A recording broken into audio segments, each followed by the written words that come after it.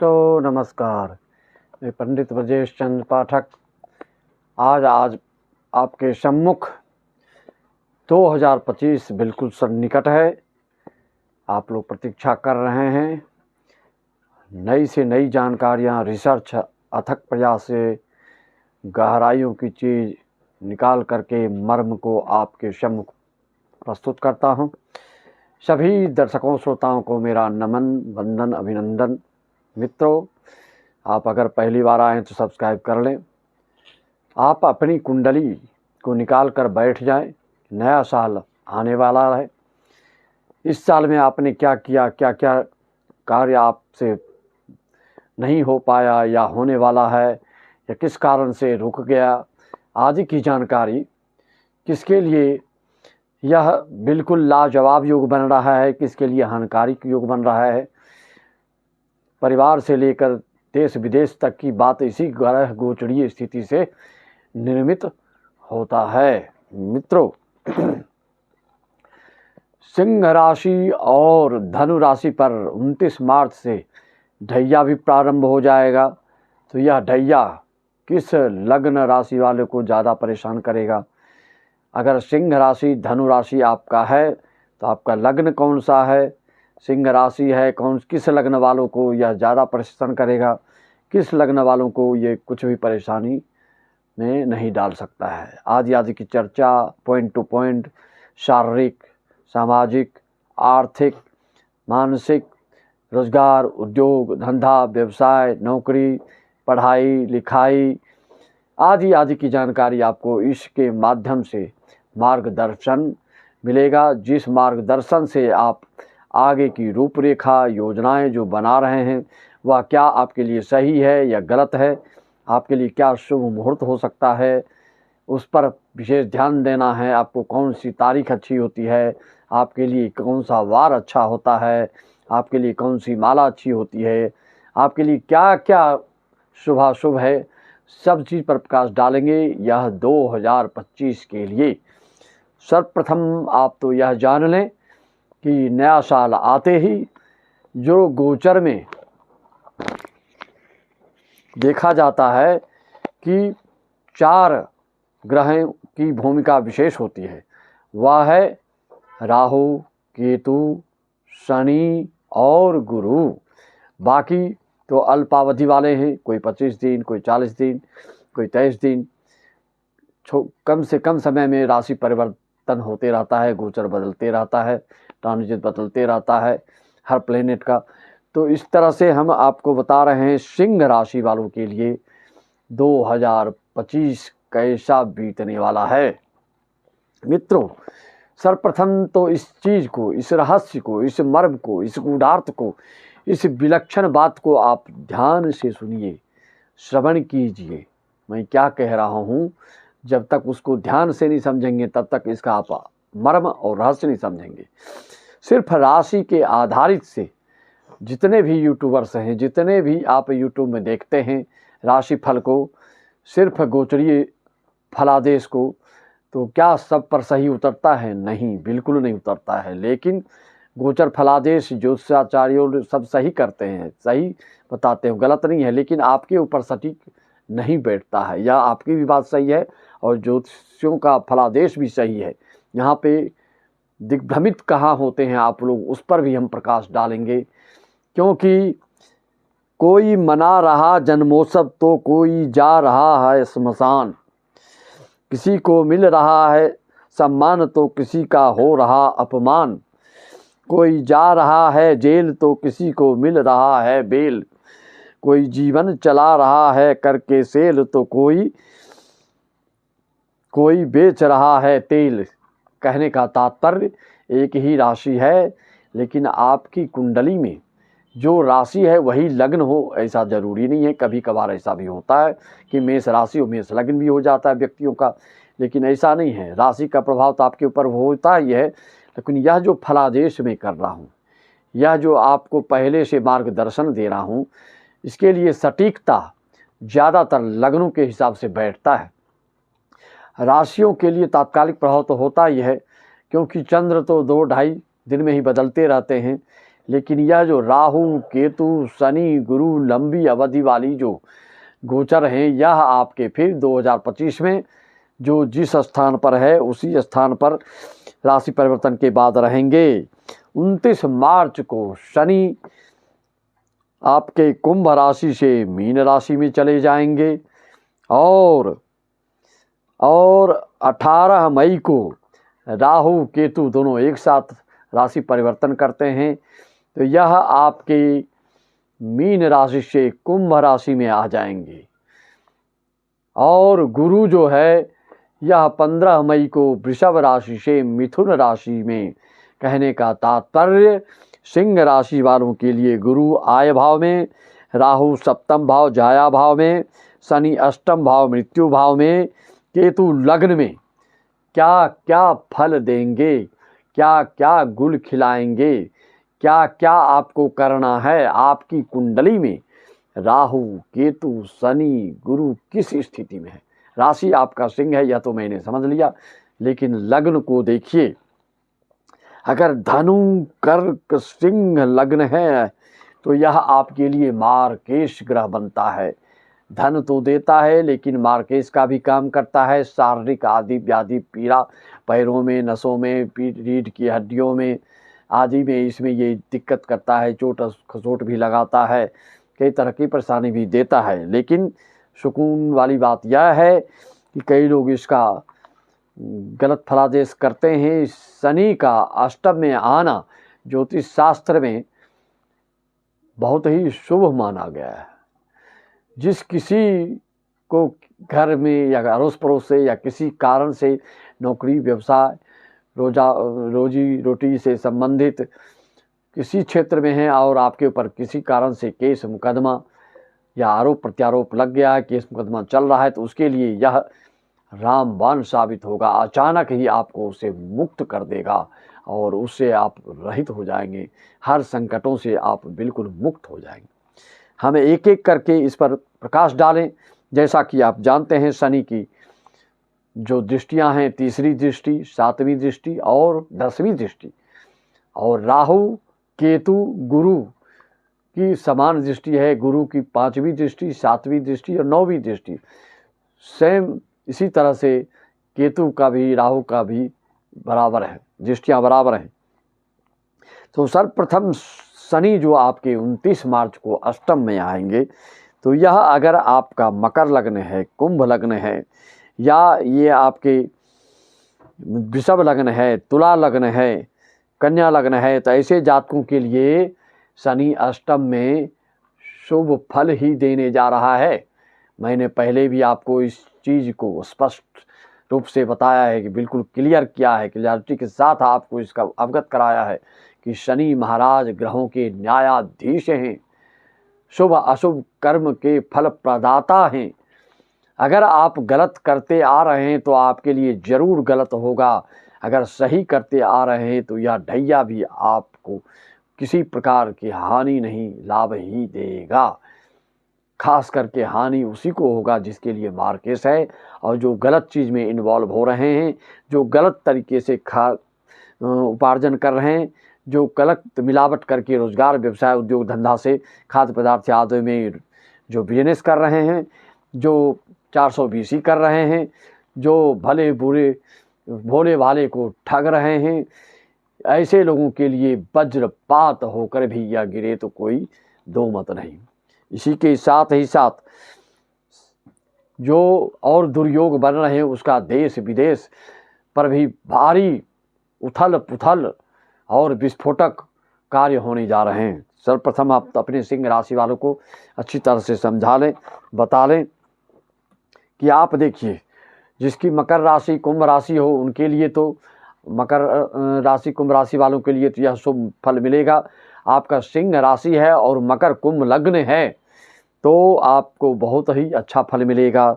जब तप पूजा और साधना कभी न छोड़ो लाल करते आ रहे हैं तो शनि आपको निश्चित फल देगा। जब तक पूजा और साधना कभी न छोड़ो लाल, दुर्बुद्धि को मन में रखकर न संशय को पाल। अगर शुभ कर्म कर रहे हैं, शुभ सोच है आपकी, अच्छा सबसे व्यवहार है, चरित्रवान हैं आप, क्योंकि भगवान जो हैं चित्र की पूजा से प्रसन्न नहीं होते हैं जितना कि चरित्र से।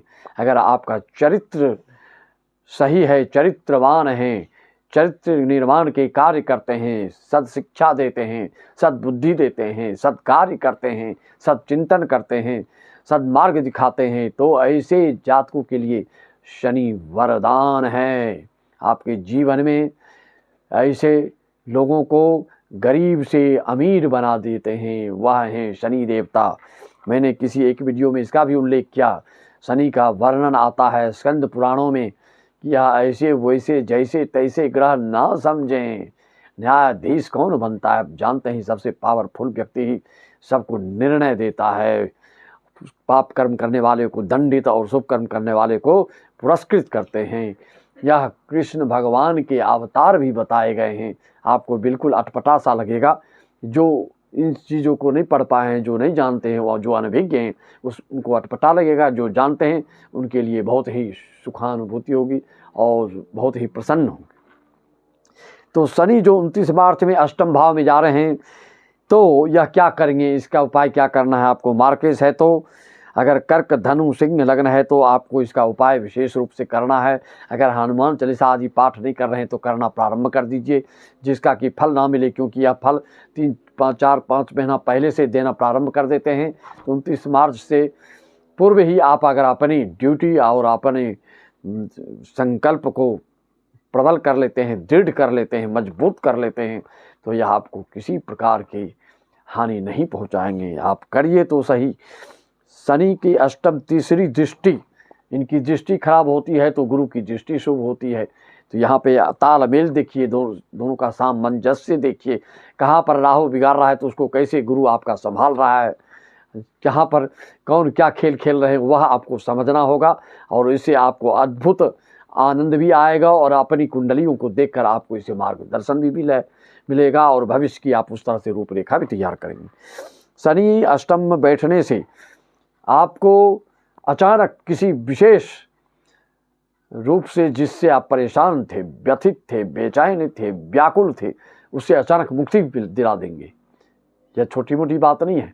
सालों साल से जिस चीज़ के कारण आप परेशान थे उससे मुक्ति अचानक शनि देव यहाँ अष्टम में देते हैं।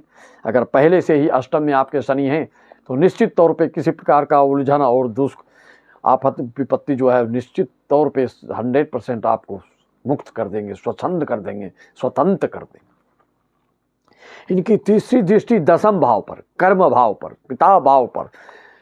ऐसे लोगों के लिए कर्म क्षेत्र में कुछ ढीलापन आ सकता है, कुछ विलंब हो सकता है। आपके अपने कर्म क्षेत्र में कोई रूपरेखा, कोई योजना, कोई अधिकारियों का जो निर्देश होगा उसमें आप किसी तरह की कोताही या कोई आलस्य दिखाएंगे तो दिक्कत हो सकता है। इस पर आपको ध्यान आकृष्ट करना होगा। कर्म क्षेत्र में शिथिलता को दर्शा रहा है यह। थोड़ा सा मतलब आप उदासीनता से ग्रसित हो सकते हैं कर्म क्षेत्र में किसी न किसी कारण से। और सातवीं दृष्टि इनकी पड़ रही है आपके द्वितीय भाव में, धन भाव में, कुटुंब भाव में, वाणी भाव में, दाएं आँख के भाव में। इस एक एक भाव से अनेकों चीज़ को देखा जाता है। आपको क्या प्रॉब्लम है, क्या समस्या है, क्या दिक्कत है, उसके लिए जब तक आप अपनी कुंडली का व्यक्तिगत अपनी कुंडली का विवेचन नहीं कराएंगे, प्रेडिक्शन नहीं कराएंगे, विश्लेषण नहीं कराएंगे, तब तक आप इस सिर्फ यूट्यूब के माध्यम से जानकारी ले सकते हैं कि हाँ किसका क्या मतलब होता है। उस तरह से आप अपनी कुंडलियों का अवलोकन करके कुछ हद तक आप समझ सकते हैं। लेकिन पूर्ण रूप से जानकारी चाहिए तो आपको ज्योतिषी से संपर्क साधना ही होगा, कोई मार्गदर्शन लेना होगा, कोई शंका का समाधान करना होगा। तो आप संपर्क साधिए। मात्र 1000-2000 नहीं, 501 में सारी जानकारियाँ आप प्राप्त कर सकते हैं। और संपूर्ण जीवन की आप जानकारी चाहते हैं तो 1501 में आपको संपूर्ण जो कुंडली बना करके जीवन भर का दे दिया जाता है, PDF बना करके। उसमें सिर्फ आपके ही जीवन की बात नहीं होती, आपके आदि व्याधि, रोग, स्वास्थ्य और किस प्रकार की बीमारी, आनुवांशिकी बीमारी या कोई विशेष लड़ाई झगड़ा, पारिवारिक माहौल, दाम्पत्य जीवन, वैवाहिक जीवन आदि, नौकरी पेशा, उद्योग धंधा आदि आदि सारी बातें सनवाइज के रूप से लिखा जाता है, जो कि बहुत ही आपके लिए वो बिल्कुल रामबाण साबित होता है, हर क्षेत्र में मार्गदर्शन देगा। उस कुंडली को पढ़ करके आपको संतोष होगा, संतुष्टि मिलेगी कि जन्म कुंडली ऋषि मुनियों की कितनी बड़ी चीज़ उन्होंने हम लोगों के लिए प्रदान कर रखा है।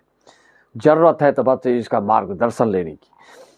तो कुटुंब भाव में पढ़ने से वाणी में अगर पहले से कोई द्वितीय भाव में आपके क्रूर ग्रह, पाप ग्रह हैं, तो आपके मसूढ़ा, दांत आदि में दिक्कत हो सकती है, आपके कुटुंब परिवार से कोई दिक्कत हो सकती है।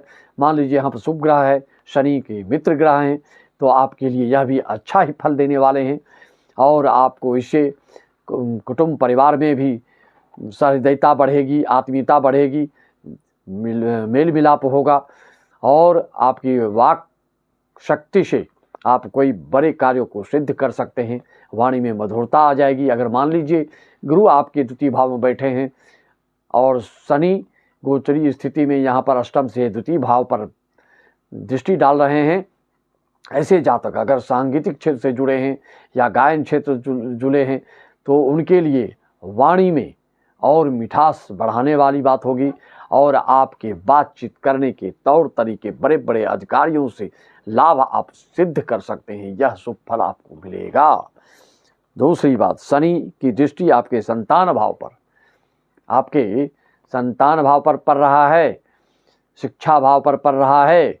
अगर शनि खराब है तो शिक्षा संतान से कुछ यह दोष दे सकते हैं, लेकिन यहाँ पर संतान भाव पर और शुभ ग्रह की भी दृष्टि पड़ने जा रहे हैं 15 मई से। 15 मई और 29 मार्च के बीच तक का जो समय है, उस समय तक कुछ परेशानी एहसास हो सकता है। जहाँ यह 15 मई आएगा, बस जो भी संकट, जो भी दिक्कत, जो भी उधेड़ बुन, जो भी दुविधात्मक संतान शिक्षा से संबंधित है दिक्कत, तो वह भी सॉल्व हो जाएगा, उसका भी निदान हो जाएगा, क्योंकि शनि गुरु की दृष्टि जिस पर पड़ती है उस जगह की विशेष उपलब्धियां फिर प्राप्त हो जाती हैं। तो इस तरह से शनि की दृष्टियों का फल आपने समझा। दूसरी दृष्टि अब इसके बाद जो आने वाला ग्रह है गोचर में परिवर्तन, वो होगा गुरु का। गुरु 15 मई को वृषभ राशि से निकल करके आपके दशम भाव से, आपके कर्म भाव से निकल करके, आपके पिता भाव से निकल करके आय भाव में आ जाएंगे। किस राशि में? मिथुन राशि में। मिथुन से इनको जमता नहीं है, लेकिन आय भाव के ये कारक ग्रह हैं और वहाँ पर जाने से या आपके संतान से संबंधित, आपके शिक्षा से संबंधित, आपके बिजनेस से संबंधित, आपके दाम्पत्य जीवन से संबंधित, आपके कोई मैरिज लाइफ में किसी प्रकार की दिक्कत हो, तो उसमें सब में ये सुधार ही सुधार देंगे, लाभ ही लाभ कराएंगे। चाहे शिक्षा से हो, अपनी कवित्व शक्ति से हो, आप साहित्यकार हैं तो उसके माध्यम से, जिस भी कर्म क्षेत्र से आप जुड़े हैं उसमें लाजवाब सफलता प्राप्त आपको होगी। मान लीजिए मेष, सिंह, धनु लग्न है आपका और सिंह राशि है, तो आपके लिए यह वरदान साबित होगा। और ये जो है 3 गुना अतिचारी होने जा रहे हैं। ऐसा योग जो है 8 वर्ष के बाद हो रहा है गुरु के साथ। इसमें इनकी जो गति है वो तीव्रता से बढ़ती है और पुनः कई राशियों को लांग कर पुनः अपने फिर मार्गी हो जाते हैं वक्री अवस्था में। तो इस तरह के ये 3 गुना अतिचारी होने से 8 साल तक इसका शुभ प्रभाव मिलते रहेगा। मैं सिंह धनु राशि वालों को, मैं सिंह धनु लग्न वालों को, सिंह राशि है और मैं सिंह धनु आपका लग्न है, तो निश्चित तौर पे यह आपको लाभ ही लाभ देगा। मित्रों, इस तरह से आपको अग्नि तत्व के अगर लग्न हैं तो अग्नि तत्व की जो राशियां हैं उनके जो स्वामी होते हैं, अगर आपकी कुंडली वह शुभ योग है, उसका दशा अंतर्दशा चल रहा हो, तो जैसे तो मेष लग्न में आपके पंचम भाव को स्वामी धनु राशि हो रही तो उसका स्वामी गुरु, नवम भाव को मेष राशि हो रहा तो उसका स्वामी मंगल गुरु अगर आपकी कुंडली में देखें, निकाल करके, अभी देर मत करें, निकालें, देखें, मंगल गुरु सही जगह पर सही युति और बलवान हैं और पाप दृष्टि नहीं है, पाप ग्रसित नहीं है, अंशहीन नहीं है, तो ये आपके बहुत ही लाभ प्रदान करने जा रहे हैं। भूमि, भवन, मकान, दुकान, अचल अचल संपत्ति से प्लाटिंग वालों को, बिल्डर्स वालों को, कंस्ट्रक्शन कराने वालों को, सेंटरिंग के काम कराने वालों को, हार्डवेयर से संबंधित चीज़ों को, रियल एस्टेट से जुड़े लोगों को, बाहर देश विदेश से इंपोर्ट एक्सपोर्ट करने वालों के लिए भी यह लाजवाब फायदा देगा। क्योंकि गुरु जो है आपका 7वीं दृष्टि संतान भाव पर और 5वीं दृष्टि, इनकी दृष्टियां बहुत ही अमृत तुल्य होती है। जहाँ दृष्टि दे रहे वहाँ के सारे अवगुणों को अवशोषित कर लेते हैं और उसको, दुर्गुण को, अवगुण को गुण के रूप में परिवर्तित कर देते हैं और शुभ फल प्रदान करने लगते हैं। तृतीय भाव में देने से यह आपको पराक्रम बढ़ाएंगे, आत्मबल बढ़ाएंगे, विल पावर बढ़ जाएगा आपका, और आत्मबल इतना बढ़ेगा कि आप अपने पराक्रम में दिन दुगुना रात चौगुना लगाएंगे। यात्रा आदि से भी आप ज़्यादा से ज़्यादा उपार्जन कर सकते हैं। यश, कीर्ति, मान, पद, प्रतिष्ठा, प्रमोशन, प्रगति, उन्नति, उत्थान आपका होगा ही होगा। सिर्फ आप अपनी कुंडली का प्रेडिक्शन करा लें। अगर नहीं समझ रहे हैं, अगर समझ रहे हैं तो जो मैं बता रहा हूँ उसको मिलान आप कुंडली निकाल करके देख लें। सिंह राशि वालों को आप जानते हैं 3 नक्षत्र होते हैं, मघा, पूर्वा, फाल्गुन, उत्तरा फाल्गुन। किस नक्षत्र का आपका है? अगर आपका मघा नक्षत्र का जन्म है और सिंह, कर्क, धनु लग्न है तो शनि मार्केश होकर आपके अष्टम में आएगा तो आपको चोट आदि के योग देगा। इस तरह से सावधानी, किसी तरह से लाभ तो किसी तरह से कुछ हानि, ऐसे राशि लग्न वालों को दे सकते हैं। मित्रों, गुरु की 9वीं दृष्टि आपके 7वें भाव पर, मैंने पहले भी कहा कि जहाँ पर राहु 18 मई को मीन राशि से, क्योंकि तो हमेशा बकरी चलते हैं, तो यह 7वें में आएंगे अपने कुंभ राशि शनि की राशि में। तो इस राशि में आने से आपके मैरिज लाइफ में जिसकी शादी नहीं हो रही हो उनके लिए और दिक्कत करेगा, और दाम्पत्य जीवन में ये दिक्कत करेगा। तो ऐसे लोगों को राहु की शांति के लिए सरस्वती माता का ध्यान, गणेश माता जी का ध्यान कर सकते हैं। आप राहु की शांति कर सकते हैं तो आपको शांति मिलेगी।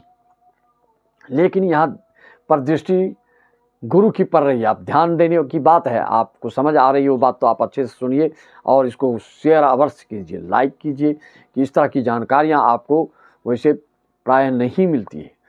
क्योंकि जब गुरु पर, राहु पर गुरु की दृष्टि 9वीं पड़ रही है, 7वां भाव, जाया भाव, पत्नी भाव, रोजगार भाव, उद्योग धंधा भाव में, तो यहाँ पर देखिए, और यहाँ पर राहु बैठ के आपको दृष्टि कहाँ डाल रही है? 5वीं, 7म, 8म, 9म, 10म, एकादश में गुरु बैठे हैं।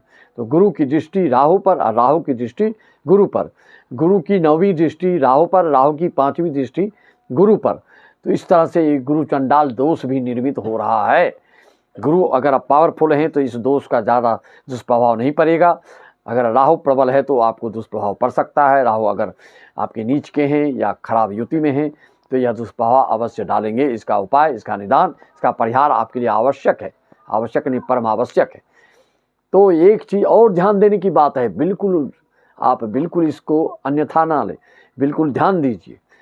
29 मार्च से 18 मई के बीच में जब शनि कुंभ से मीन में जाएंगे तो यह 8म भाव में सिंह राशि वालों के लिए मृत्यु भाव में शनि राहु की युति होगी। हैं तो दोनों मित्र, लेकिन ये जब दोनों एक जगह हो जाते हैं, चाहे गोचर में है चाहे आपकी कुंडली में, अगर खुदा न खास्ते पहले से 8म में शनि राहु एक जगह हो तो आप निश्चित तौर पे जान लें, वो कोई चाहे किसी बड़े पद पर पदस्थ क्यों न हो, मैं पद का नाम नहीं ले रहा हूँ, लेकिन बड़ा पद क्या हो सकता है, चाहे वो राजनीतिक क्षेत्र की बात हो, चाहे प्रशासनिक क्षेत्र की बात हो, चाहे सामाजिक क्षेत्र की बात हो, किसी भी पद पे अगर पदासीन हैं, अगर शनि राहु पहले से आपके 8म में है तो निश्चित तौर पे आपके ऊपर बड़े लांछन लग सकते हैं। आपके ऊपर बहुत बड़ा तांत्रिक प्रयोग होगा। आपको किसी न किसी बड़े षड्यंत्र में फंसाया जा सकता है और आपको किसी न किसी कारण से मानसिक चिंताग्रसित हो सकते हैं, और इतनी चिंता होगी कि आपका शरीर सूखने लगेगा, कमज़ोर होने लगेगा, मन दिग्भ्रमित होने लगेगा, मानसिक विकार उत्पन्न हो सकता है। किसी के टॉर्चर करने से, किसी के कोई तांत्रिक प्रयोग आदि करने से आपको विशेष ध्यान देना है। 29 मार्च से 18 मई के बीच जब तक ये शनि राहु युति बनी रहेगी तब तक आपको बिल्कुल सावधान होना है, अलर्ट रहना है, बिल्कुल सतर्क रहना। अन्यथा इस वीडियो को आप समझकर, अभी तो आप उतनी समझ में आ रही नहीं, अगर आपकी कुंडली में ये योग है अपनी कुंडली को निकाल करके देख लें, चाहे नवमांश में ही क्यों न हो या लग्न कुंडली में ही क्यों न हो, अगर इस तरह के योग हैं आपके कुंडली में तो बिल्कुल सावधान हो जाए। दुश्मनों से आपके ऊपर बिल्कुल कोई गलत ढंग से कोई आपको कमज़ोर करेगा और आपके ऊपर तांत्रिक प्रयोग करेगा, आपको बिल्कुल विषम परिस्थिति उत्पन्न हो सकती है। यह समय आपको ध्यान देने की बात है मित्रों। इस तरह के सभी इस पिशाच बाधा का उपाय आपको आवश्यक है। किस किस राशि वालों के लिए, किस लग्न वालों को क्या क्या फल देने जा रहा है, यह मैंने यथाशक्ति पूरे ध्यानपूर्वक आपको बताया।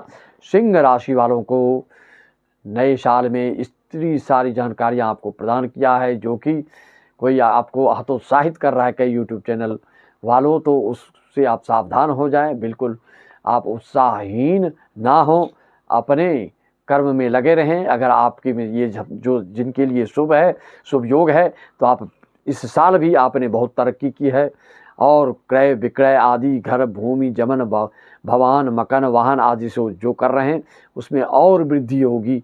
जिस तरह के इस साल आपने रचनात्मक कार्य किया, जिस रचनात्मक कार्य को किया और पूर्णता प्राप्त नहीं हुई, उसको पूर्णता प्राप्त 25 में कन्फर्म है, निश्चित है, ध्रुव सत्य है, अकाट्य है, इसको कोई काट नहीं सकता है। जिस तरह से कई लोगों के दशा अंतर्दशा के अनुसार 6 महीना साल भर आगे पीछे भी होता है, तो जिसके लिए शुभ गुरु है, मैंने बताया 8 साल तक आपको लाभ होगा। और ये जो शनि जो जिस लग्न की मैंने बात की, आपको अष्टम में आ रहे हैं, शुभ जिसका शनि है आपकी कुंडली में, यह भी आपको लाभ ही लाभ देते जाएंगे। अभी गोचरीय स्थिति के अनुसार ढैया का प्रभाव दुष्टों को पड़ेगा, ईर्ष्यालु लोगों को पड़ेगा और संकीर्ण विचारधारा को वालों को पड़ेगा, गलत कार्य करने वालों के ऊपर पड़ेगा, धांधली करने वालों के ऊपर पड़ेगा, 420 करने वालों के ऊपर निश्चित तौर पे पड़ेगा। उससे आप बच नहीं सकते हैं। अगर इस तरह का कुछ कार्य क्रियाकलाप से आप जुड़े हैं तो सावधान हो जाएं मित्रों। और सिंह राशि वालों को आप जानते हैं कि पंचमुखी या 3 मुखी माला रुद्राक्ष का धारण विधिवत धारण करना चाहिए सोमवार को पूजन अभिषेक करा के। और आपको मंगल की दशा, गुरु की दशा, सूर्य की दशा चल रही हो तो इसको जी जान से आपकी जितनी सेवा हो सके आप करेंगे, उतना ही मीठा फल आपको प्राप्त होकर रहेगा, इसमें कोई दो मत नहीं। सूर्य देवता को अर्घ्य अवश्य दीजिए और गायत्री मंत्र का मानसिक जाप करिए और लाल चीज़ों का जो है उसका प्रयोग आहार विहार में अवश्य कीजिए। टमाटर, चुकंदर और गाजर आदि को आहार में जितना लेंगे उतना आप स्वस्थ रहेंगे, अन्यथा एनीमिया और पाचन क्रिया संबंधित आँख की बीमारी, ब्लड प्रेशर, हृदय रोग आदि आदि आपको घेर सकते हैं। आपके लिए दिसंबर जनवरी में सावधानी की विशेष ज़रूरत होती है सिंह राशि वालों के लिए, तो आप इसके लिए स्वास्थ्य के दृष्टिकोण से आप सावधान रहें, चेकअप कराते रहें। यही हमारी आप सभी सिंह राशि वालों के लिए शुभकामना। और किसी तरह की जानकारी बच गई हो तो आप हमसे समाधान कर सकते हैं। आप बिल्कुल उत्साहपूर्वक जिस कार्य को कर रहे हैं उसको करते चले जाएं, उसमें निश्चित तौर पे आपको सफलता मिलेगी। कहीं कोई रुकावट आ रही हो तो आपकी कुंडली में कोई दोष हो सकता है, उसका प्रेडिक्शन करवा के उसका निदान, उसका समाधान कर सकते हैं। 2025 की हर राशियों का नई जानकारियों के साथ हम आपको प्रस्तुत करते रहेंगे। आप इसको लाइक, सब्सक्राइब, बेल आइकन दबा लें तो आपके पास नोटिफिकेशन पहुंचते रहेगा। सबको मेरा राम राम।